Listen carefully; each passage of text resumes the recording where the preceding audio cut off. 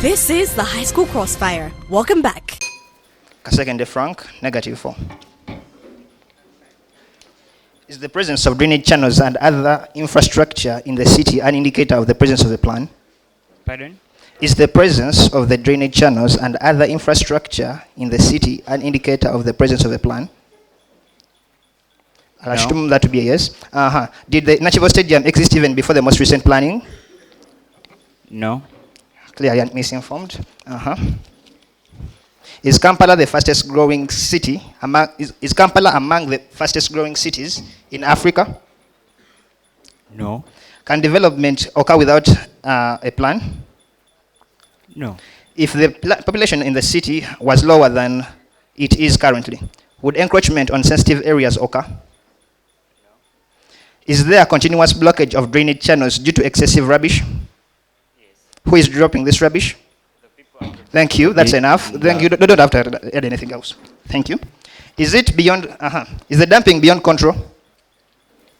Pardon? Is the dumping of rubbish in the city currently out of hand? No. Clearly misinformed. If I told them it was not out of hand, they wouldn't be dumping in the drainage channels. But let's continue. Is Uganda running on a deficit budget?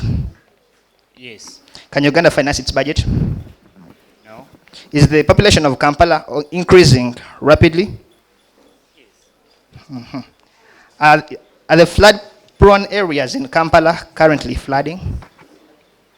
Not most of them. Do you know about the drainage master plan? Do you know about the drainage master plan? Not exactly. Does the increased population lead to increased consumption? Consumption of? Does increased population lead to increased consumption of everything that is there for necessity of human life? Irrelevant. Thank you, but not wrong answer. Is the growth rate in Kampala higher than expected? Don't answer, but I'll assume to be the answer I prefer to it.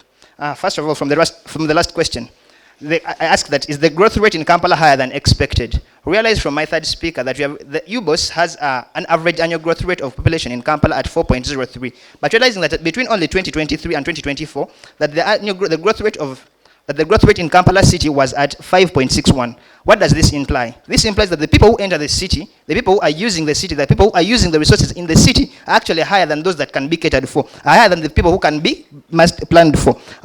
We asked another question. Does increased population lead to increased consumption? Although the A4 refused to understand the question, I'll take it to my preference.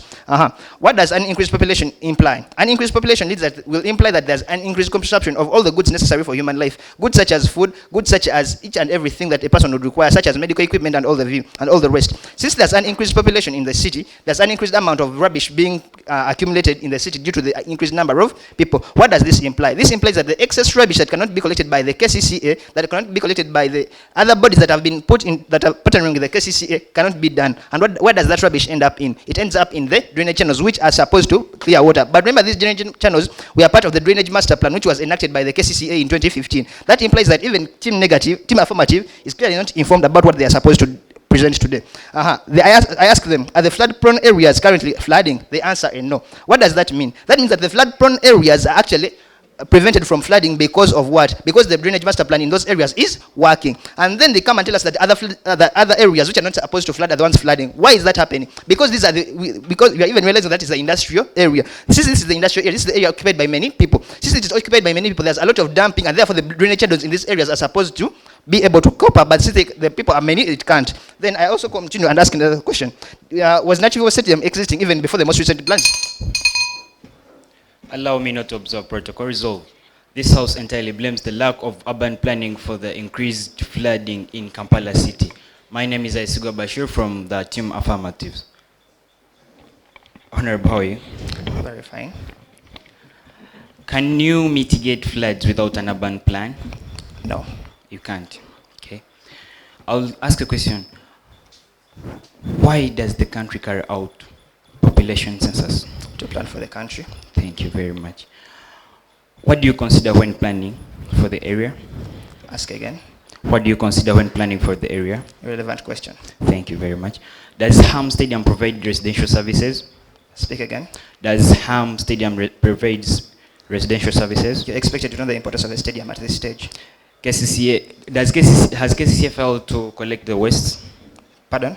Has KCCA failed to collect the waste? It has collected to its best. Does population release waste like litter? Yes. Oh. Who plans increased for the population people in would also Kampala? increase that Who as a lot of plans for litter. the people in Kampala? Pardon? Who plans for the people in Kampala? The KCCA. Thank you very much.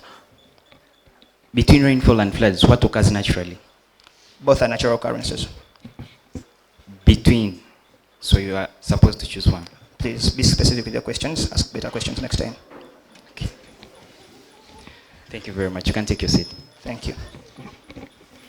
Resolve. Panel.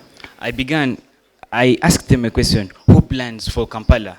Who plans for Kampala City? They told us it is the Kampala City Authority, the Capital City Authority. But Panel, they are here telling us that population influx should be blamed. How can you blame the people when they are really not the ones who plan for themselves? Their job is to use the areas that are planned by the country where they have to take their litter, their waste. That's their job. Pano. We see that for the government, it has failed to plan very well for the people, and it's failing to carry out proper planning in urban areas. Why? I asked them a question. Why the country carries out population census? They told us it's to carry out proper planning. But Pano, if they carry out the census and they don't carry out the proper planning, seriously, do we have an urban planning? Pano, I asked them, what do you consider when planning for an urban area? They told us it's an irrelevant question. But Pano, in an urban plan, they have to consider the population, they have to consider the waste, the way how it can be managed. They have to consider how they are going to mitigate the natural disasters that may at any time occur in that area. Pano, we asked them, we asked them about the census. They told us that they were giving us statistics of 2019. But Pano, we also asked them that, do we have current statistics? They told us they were carried out in 2024. Pano, they presented to us 2019, which means that they didn't actually see that the population is properly planned in the country. Pano, we asked them, does harm provide residential areas? Their third negator came and told us that we currently see people living in residential in those areas, but Pano, they are talking about the harm. We gave it as an infrastructure that was built in a flood zone area without considering a planning, and they came telling us that it's because it was built there to cover the population. But Pano, does a stadium provide residential areas? And we see that most people are living in those prone areas because they lack proper urban planning. They lack sensitization from the KCCA to inform them that there are some areas that are supposed to be restricted. Pano, we see that you can't even identify the prone areas if you don't plan. In a plan, you need to see, check, and understand that these areas are prone areas, flood prone areas. Pano, they came and told us they are coming here and taking us into population as the most part that's playing a role in flood occurrences.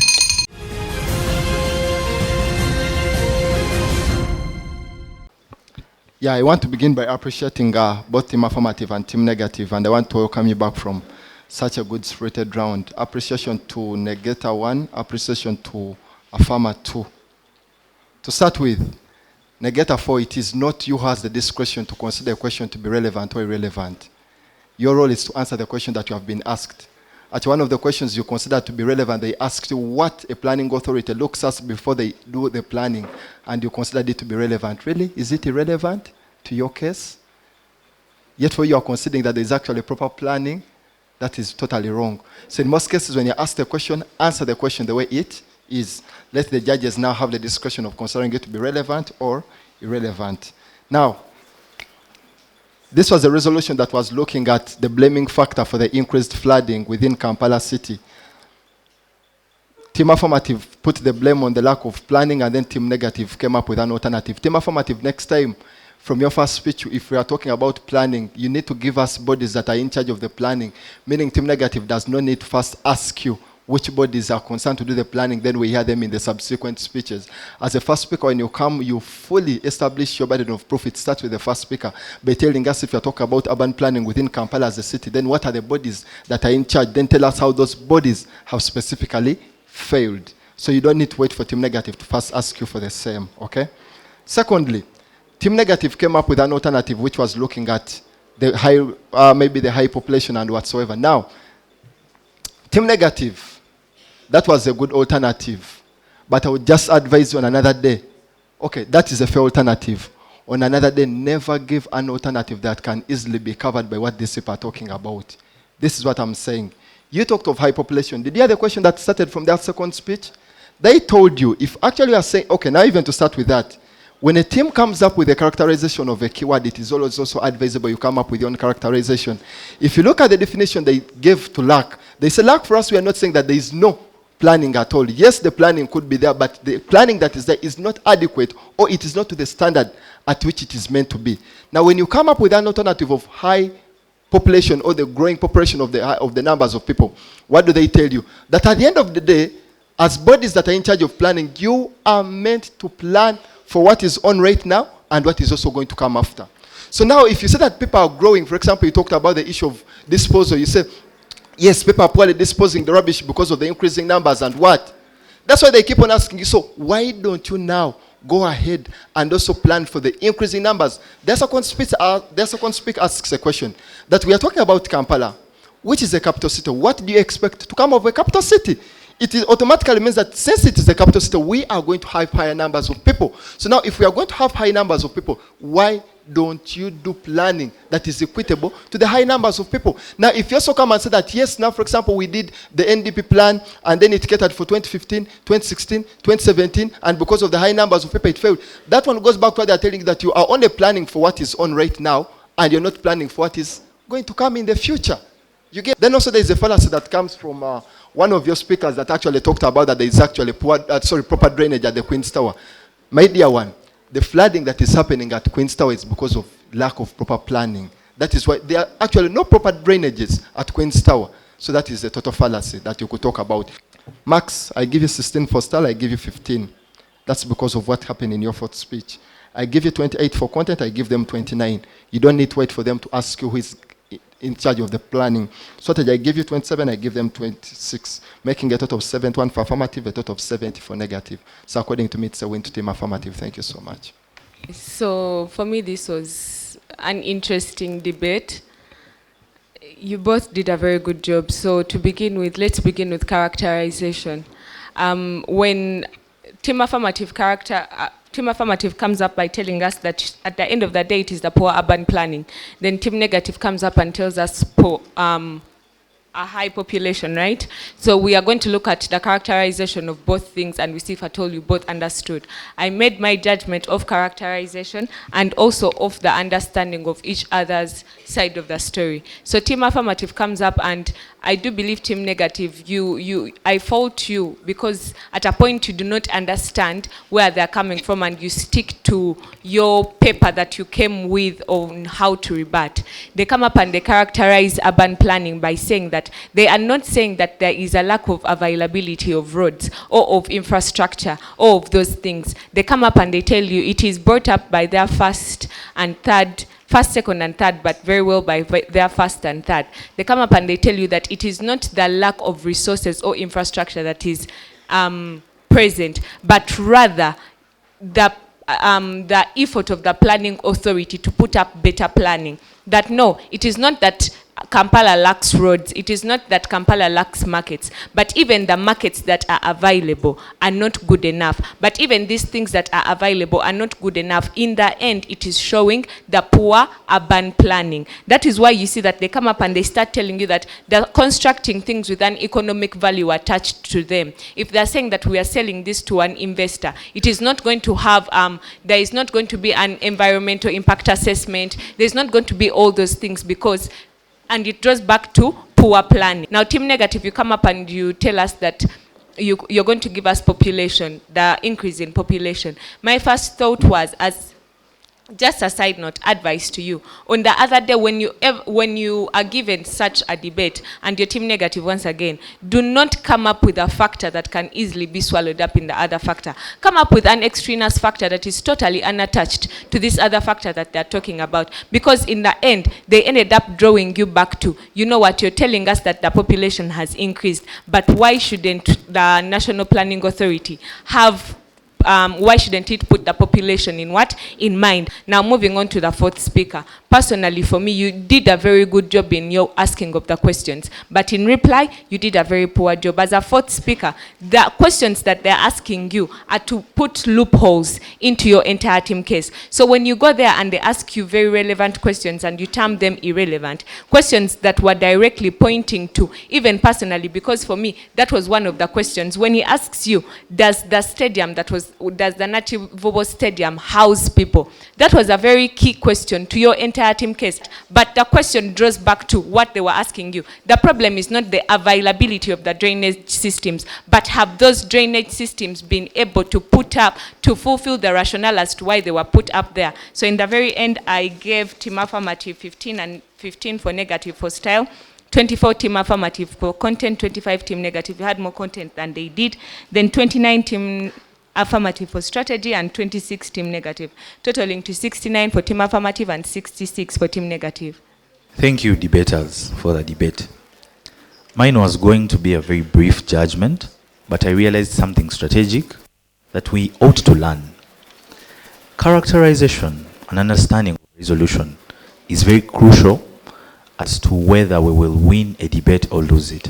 If at all I'm staying in Boaise and there is a flood of water, I can characterize technically that is not flooding, but simply water returning to swampy areas, because that is normally waterlogged land. What is a flood? A flood is essentially a mass of water that submerges a given previously dry land. Analyze the weather patterns of Kampala City. We've had El Nino rains in 2016. We had a big dry spell in 2017 to 2019, but that always means that a flood of water is coming up next. In other words, irrational weather patterns that lead to submerging of previously dry land. Again, you failed to identify a fundamental clash, because when you give us past solutions to present problems, 2016 strategy, 2018 strategy, but to present problems of what they've told you, a population census that was carried out as recently as 2024, but a year later, there is no plan. I feel like fundamentally and in conclusion, inherited a burden you are not supposed to. It is on this point that basing off a strategy mark of 30 for team affirmative and 25 for team negative, in spite of team negative winning on content 30-28 and on style 16-14, because we had people like the Faster Farmer reading like as if it's newspapers, that they beat you on a percentage of 72 for team affirmative and 71 for team negative. It is a unanimous decision that team affirmative takes